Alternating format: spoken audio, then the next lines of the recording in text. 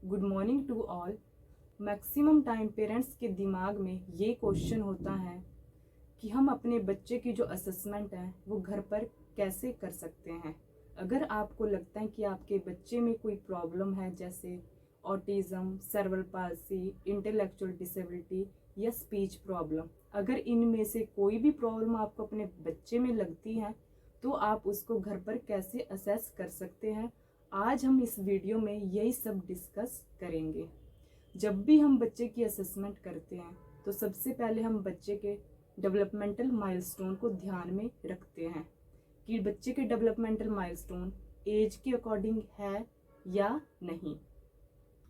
जब हम बच्चे की असेसमेंट करते हैं तो इन सारे एरियाज को ध्यान में रखते हुए करते हैं: speech, communication, social, emotion and motor skill. आइए देखते हैं स्पीच में बच्चे की जो डेवलपमेंट होती है वो एज के अकॉर्डिंग किस तरह से होती है। जब बच्चा 1 साल का होता है तो वह 10 to 15 वर्ड्स बोलता है, जैसे पापा, मामा, काका, नाना, चाचा। एंड जब बच्चा 2 इयर्स का होता है तो 2 वर्ड्स को ज्वाइन करके बच्चा बोलता है, जैसे पापा आओ, पानी दे दो, मम्मा खाना, एप्पल खाना। इस तरह के वर्ड्स में बच्चा ज्वाइन करके बोलता है। 3 ईयर का बच्चा 3 वर्ड्स को ज्वाइन करके बोलता है, 30 सेंटेंसेस बोलता है वो, जैसे पापा इधर आओ, खाना दे दो। 4 ईयर का बच्चा एक कंप्लीट सेंटेंस बोलता है, मुझे खाना दे दो, पापा मुझे बाहर जाना है। इस तरह से 40 सेंटेंसेस बच्चा बोलता है। अगर आपने अपने बच्चे की असेसमेंट घर पे करनी है तो आप एज के अकॉर्डिंग स्पीच के एरिया में इस तरह से कर सकते हैं। अब हम आते हैं कम्युनिकेशन में।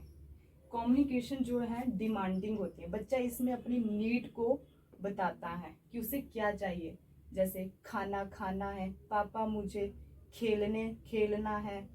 कम्युनिकेशन को हमने 2 पार्ट्स में डिवाइड किया है, वर्बल एंड नॉन वर्बल। अगर आपका बच्चा वर्बल है तो आप स्पीच के एज के अकॉर्डिंग जो डेवलपमेंटल माइलस्टोन है उनके थ्रू असेसमेंट कर सकते हो। अगर बच्चा नॉन वर्बल है, इशारों के थ्रू या फिर पॉइंटिंग के थ्रू कुछ भी चीज़ समझाता है, जैसे बच्चे को पानी पीना है तो मम्मा का हाथ पकड़ के वो किचन की तरफ लेके जाता है। अगर बच्चा 1 साल का है तो पॉइंटिंग, इशारे उसके एज के अकॉर्डिंग है। अगर बच्चा आपका 2 साल का है लेकिन अभी वो पॉइंटिंग ही करता है, अपनी नीड को पॉइंट के थ्रू ही बताता है, तो आपको किसी सेंटर में विजिट करना चाहिए, कंसल्ट करना चाहिए थेरेपी के लिए। एंड अब हम आते हैं सोशल एंड इमोशन। इसमें हम बच्चे की attention, concentration and eye contact पर ध्यान देते हैं।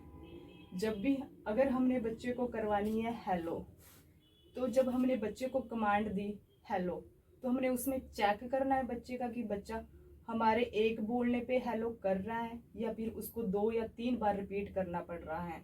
इसमें हम बच्चे का देखेंगे अटेंशन, बच्चा हमारी बात को सुनने में कितना अलर्ट है, वो कितना ध्यान दे रहा है और आई कांटेक्ट दे रहा है, हमें देख रहा है या नहीं देख रहा है। जो सोशल इमोशन है वो भी एज के अकॉर्डिंग होते हैं। अब हम आते हैं मोटर एरिया में। जो मोटर एरिया, इसमें हम बच्चे की जो है बॉडी की एक्टिवनेस एंड मसल्स की एक्टिवनेस को चेक करते हैं कि बच्चा काम करने के लिए कितना एक्टिव है। इसमें मोटर एरिया को डिवाइड किया गया है fine motor and gross motor में।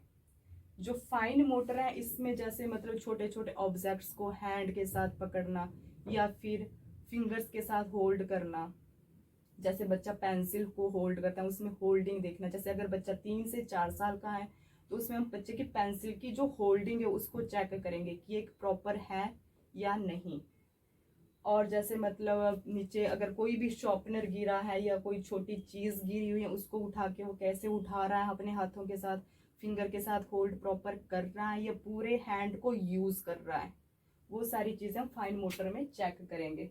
एंड ग्रॉस मोटर में हम देखते हैं जैसे जैसे हमारी पूरी बॉडी की एक्टिवनेस को देखेंगे। जैसे बच्चा रन कर रहा है तो उसकी पूरी बॉडी इन्वॉल्व हो रही है उस चीज में, बच्चा रन प्रॉपर कर रहा है, अपनी लेग्स को प्रॉपर रख रहा है या नहीं रख रहा, बच्चा जंप कर अच्छे से कर रहा है, कैच थ्रो देखेंगे हम उसके, क्योंकि हमारी जो है पूरी बॉडी उसमें यूज हो रही है।